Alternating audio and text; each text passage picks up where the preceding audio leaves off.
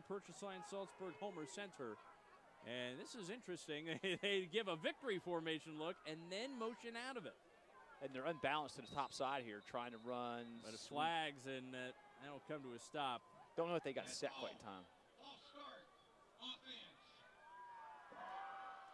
Now you looked at those conference standings, and for Richland, the top 3 teams behind them that they all beat are all still playing this week.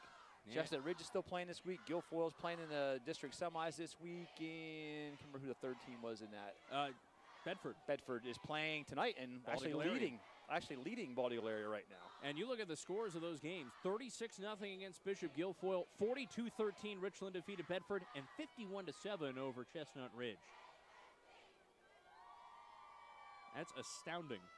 Oh, and Ligonier's been just as dominant. And they have a few teams playing this week that they played, like Salzburg's still playing this week. So, 1st and 15 pass sails wide after the false start, intended for Trevor Tustin, who has a touchdown catch tonight.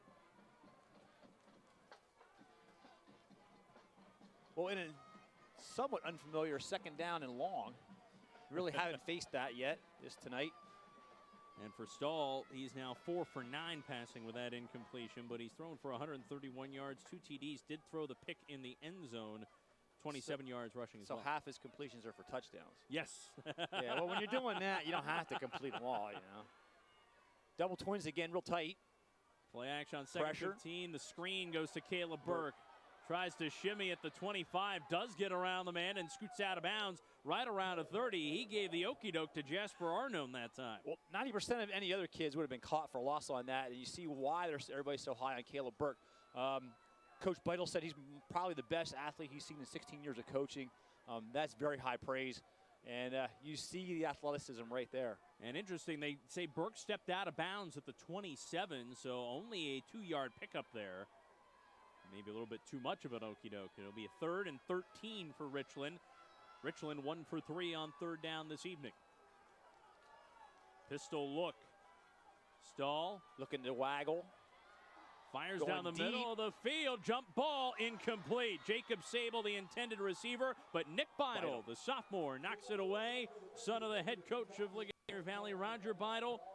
And he's showing why he, as a sophomore, is getting big playing time on both sides of the ball. Well, that's a big play for the young guy, and they finally forced a three and out here, so that was huge for them. So maybe Ligonier's starting to kind of find a little bit of a rhythm here, at least defensively. And Richland, which only punted 9 times this year, will have to kick it away. Caleb Burke averages 29.6 yards a kick. And the senior will head back for this one. Kiri Miller waits deep. Miller averaging 15 yards a punt return, but he's only been able to return a kick 3 times.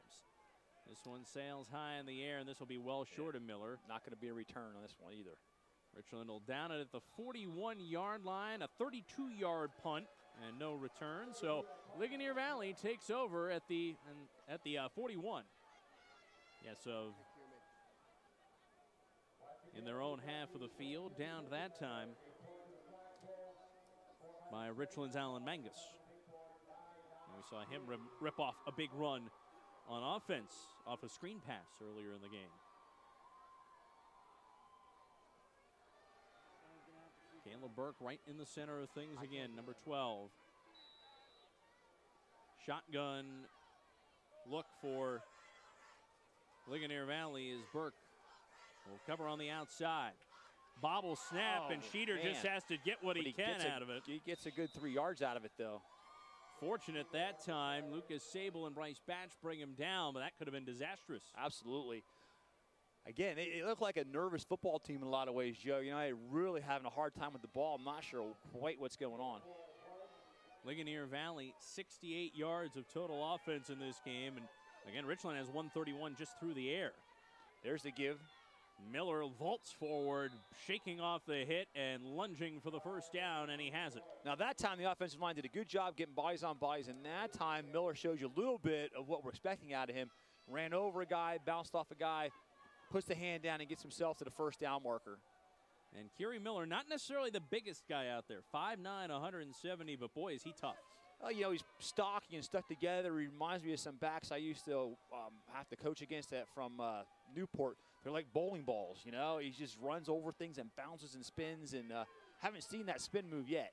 Into the Richland half of the field. A give to Miller. He's out to the 45. Lucas Sable, the senior of the Sable brothers. Jacobs, a junior, number 41. Lucas, number 40, the senior. They're right next to each other, playing middle linebacker. He makes another stop. You see there, they go back to the same play. They get a good hole up inside, and he's always going forward. I mean, he got hit probably at the 2-yard gain mark and still managed to get himself out for a 4-yard gain because he's always going forward. And those extra 2 yards or so can make a difference as the Sables peer into the backfield on a 2nd and 6 from the 45. Now it's quarterback power, kick out by Miller. And Sheeter keeps on going. He's got the first down and more. Pushed out of bounds. So Sheeter does a nice job picking his way to the outside of that. There you see Miller leading him on it. And they get linemen down the field and did a real nice job getting to the edge that time. 10-yard pickup as Bailey and Jacob Sable combined on the tackle, but it's another Ligonier Valley first down as they're starting to put together a sustained drive, Sam. Well, they seem to have found something they like in this trips tight formation right here with the tight end on the backside. 1st and 10 at the Richland 35. Back to throw. Gonna tuck it and run this time, and he's got positive yardage. Almost ran over Lucas Sable there at the 30-yard line. In fact, did. So like I said, Joe, sometimes it's better to just tuck it, run, and get what you can when everybody's covered up. And that's what he did that time. And so now instead of throwing into coverage or getting sacked or something like that or getting a hold, he makes a decisive move, and he gets good 6-7 yards out of this thing and makes it 2nd and manageable now. And right before that play, you saw Lucas Sable's, what he's done this year, leading tackler for this team. Motion out to no back. Sheeter to throw, complete to the tight end, Dowden. He gets the foot in, out of bounds at the 22. So they ran that motion out with Miller, and Miller runs a wheel route, and then the tight end just comes back in underneath that with a real nice out route. They do a real good job waiting for it to clear out and connecting on that well-designed play that time. 7-yard pickup, first down, Ligonier Valley. Again, back to the same trips tight formation, Joe. Downs the tight end to the left. Motioning out again. Miller takes off. Sheeter looking. He's looking for Kerry Miller in the end zone, and incomplete. And actually, that was Dowden. You're right. Yeah, what they did that time was they ran the wheel route out, and then the wheel route busted towards the post, and they ran a fade with the other guy, so he kind of came up and then faded to the outside, and he took a shot at the end zone on that to his tight end. Well defended by Richland, though. Griffin LaRue, the defensive back on that side, helping to make the play. And so a 2nd and 10 now for Ligonier Valley at the Richland 22. A little surprised they were starting to get some running game going. A little surprised they kind of abandoned that again now to go back-to-back pass plays. Miller in the backfield with Sheeter. He'll get the carry on 2nd and 10. And there goes Miller. Across the 20. Now there you see he's breaking to the outside. He makes a real nice jump cut back to the inside and gets north-south right away. Most of their backs wouldn't have made the cut. He gets 2 or 3 out of it where most backs might not have gotten anything out of that. So he does a nice job with that. Lucas Sable comes up with the stop. And again, Brandon Bailey told us that most of the tackles are going to be made by one of the Sable brothers. It's a good bet on any particular play. 3-yard pickup. Ligonier Valley 1 for 4 on 3rd down tonight. Give to Miller, and Miller keeps hold of the ball as he's jostled down at the 15. Yeah, he's starting to look a little more comfortable running the ball. He gets hit about a yard out on line of scrimmage, but he manages to go forward and get himself close to the first down. He's going to be 4th down and about 3 here. Interesting call here for Ligonier. See what they do. And pretty much an automatic, they're going to go for it. But what they'll do here is they have entered the Tyrone Ford red zone. Twins to one side. They're kind of in that pistol with a sniffer, quote, sniffer back look. And Sheeter will take it himself, trying to nose forward, and he's going to be short. And that was basically quarterback ISO look. It took a long time to kind of develop. The timing got thrown off because the snap was a little bit high. Lucas Sable, number 40. J.D. Black joined him on the stop, but he is short of the line to gain by about a yard. And it's a turnover on downs. Richland takes over at its own 13-yard line. Good drive, though, for Ligonier. Now we'll have to see if the defense can rise to the occasion again and get him a little better field position. This is the worst field position Richland has had all night. And they had to bring their 11th man in Kobe Bailey to be the tight end. So they're going to go tight end. It's really a tight end trips this time to this side, tight end being the inside receiver. Stahl to throw. That is juggled and dropped. It. Trevor Tustin, the intended receiver, looking upfield before he had complete control. Well, he runs a real nice out route. Ligonier, I think, is fine. They're going to have a hard time sticking man-to-man to these receivers. Even if they're going to double up on Burke, running man-to-man with Trevor Tustin is not an easy task either. So it'll be interesting to see if at some point in time they don't make some kind of adjustment, though I know Coach said they kind of live and die on their man coverage. Richland ended up pulling away late to defeat Ligonier Valley last year, 21-12. A tight battle all the way. Rams, the Richland Rams, that is, scored on their first 2 possessions tonight to take this 14-0 lead. And before the 2nd and 10 play, whistles and a timeout called by Richland. It's the first called timeout for either side here in the first half.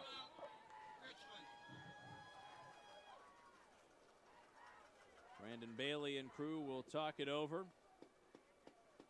And Coach Bailey really built this program almost from the ground up. They had been down for a long time when he took over. But he built this program, as you saw earlier, 3 straight District 6 title games in his 18th season at the helm of the Richland Rams. But there have even been downs in more recent vintage. 2 years ago, they won only 3 games. And I asked Coach Bailey what it was like to try and rebuild after that. And he said, really, it just everybody bought in. It's a hallmark, really, it seems like, Sam, of rebuilding efforts, so to speak, that you need buy-in from everybody.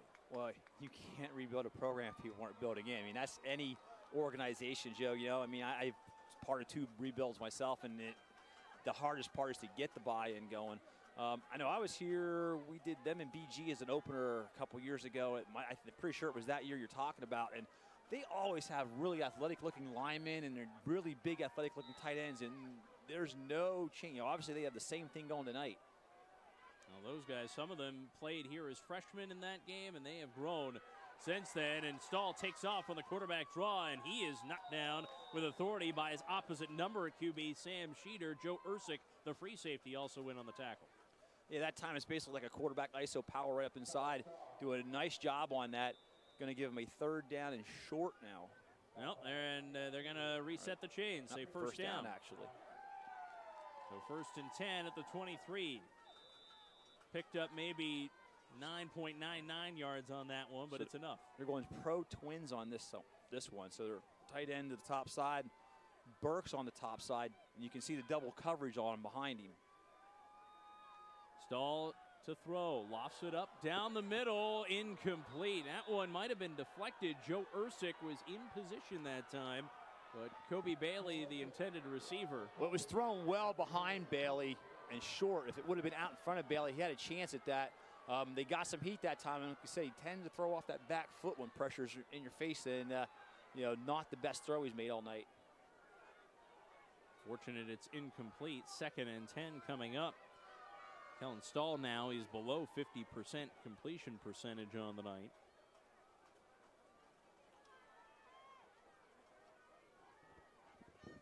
Okay, they're going back.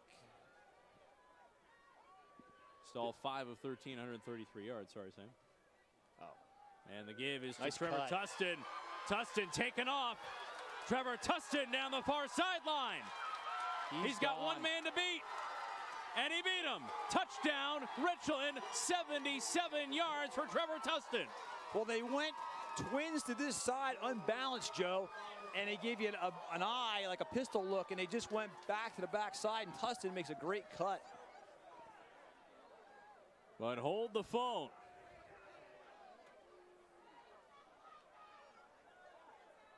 I don't see the flag back here. I didn't either. Unless it's right at the line. I see it now. It's right at the line of. Oh. Illegal formation. I thought they didn't have enough, but then I thought, well, maybe they just went twins unbalanced on that. It was dropped on the near sideline here at the 20, or right about the 20. So instead of it being a 77-yard touchdown run, it's going to be a 5-yard penalty. To be legal I think both these receivers were off the line, Joe, and if the outside guy would have been on, making it unbalanced, it would have been a legal formation. That's what happened. Because that's what was confusing me. I was looking at it, wondering if somebody was missing there for a minute, and how the heck they had two guys in the backfield.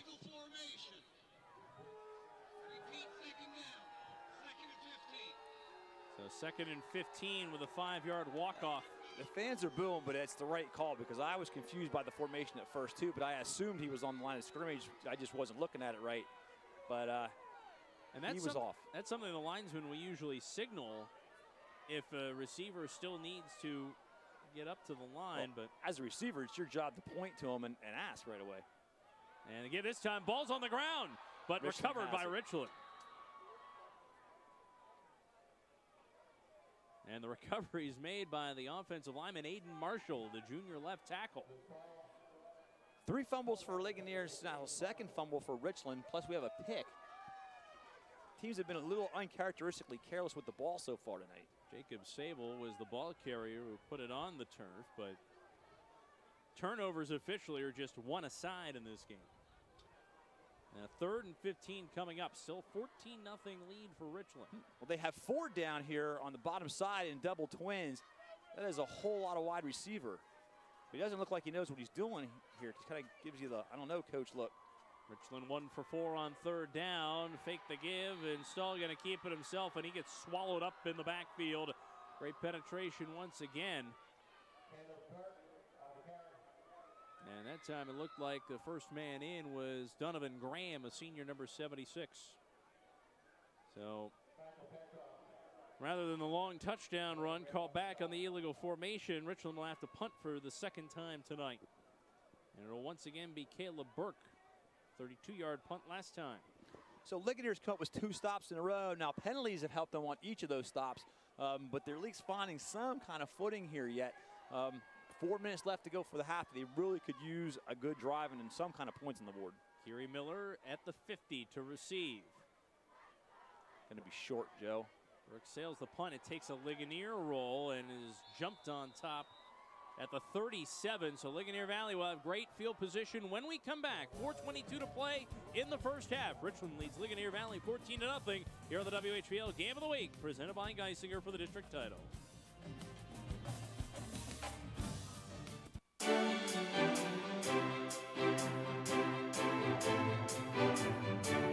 Center County is where you work.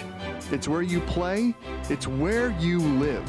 Stay better informed about the community you love through a subscription to the Center Daily Times.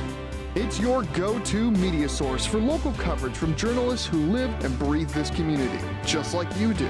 Visit centerdaily.com/subscribe today. WHVL's Game of the Week, sponsored by Geisinger. We support big league dreams. Ligonier Valley faces Richland at Mansion Park in our coverage of the District 6 AA Championship. Brought to you in part by Hometown Sports Magazine. Give local athletes their time to shine. Pine Orthodontics. Call Pine Orthodontics today for a free no-charge evaluation. The Center Daily Times, providing your local news your way. Check centerdaily.com for up-to-date scores and game results. Mansion Park in Altoona, Richland leading Ligonier Valley 14-0 in the District 6 Class 2A championship game. Our Stump the Fans trivia question tonight is presented by LMR Tires. And our trivia question is pretty simple. Which high school has won the most District 6 Class 2A championships? What high school has won the most District 6 2A championships? We'll have the answer for you later on in the game in the 3rd quarter. That's a tough one. It is a tough one. And of course, ever since this has gone to a 6-class format across the PIAA, Ligonier Valley has been a constant presence in the 2A title game. Their 4th straight trip here, and they're looking to get some revenge against the Richland team that beat them last year. 1st and 10 from the 38, pass incomplete through the hands of John Beard, the leading receiver for Ligonier Valley this year. They flipped that trips formation this time, Joe, so that the trips were the top side. And they come back and they try to hit Beard right down the seam, and he was there. The ball was on the money. He's just got to make the catch. Best starting field position tonight for Ligonier Valley at the Richland 38 after the short punt. Yeah, at this point, you couldn't have asked for more than this. They have got to cash in with something right here. Kerry Miller is in the ball game. He'll be in the backfield along with Sam Sheeter. Cage down, the tight end will be to the right. 3 receivers left side. Beard's the nearest slot man. And whistles and game. Play clock ran out. Yep. They can't have that. They've not shown the ability to, come from behind the chains very well so far. Penalties have not been as frequent for Ligonier Valley in this one. Not as they were last week, but they're still struggling with holding on to the football. 2 penalties now, 16 yards total in penalties. A holding call earlier, 10 yards from the spot of the foul. So 2nd and 15 here. Sheeter will keep it himself, surges up the middle, swallowed up by Jacob Sable. So they go. Excuse me. So they go to the counter tray scheme there, Joe. It's a quarterback counter tray. We said they would run both a quarterback counter tray scheme and a tray scheme to Miller. That time it's the quarterback one and pick up about 2 out of it. Going to be 3rd down and 13. And Ligonier Valley has only converted 1 3rd down tonight. 3rd and 13 is not a good one to pick up, that's for sure. Empty backfield. 4-man rush. Shallow drags open. Sheeter fires down the middle, juggled and dropped incomplete, sliding to the ground, cage down, tried to haul it in. It hit both hands, but tumbles to the turf. And he had a 1st down out of it. Not a good series, and you're leaving a lot of time on the clock for Richland here. You do not want to give up another touchdown before the half. So the 4th punt of the night for John Beard. A little safety alignment here, nobody back deep for Richland.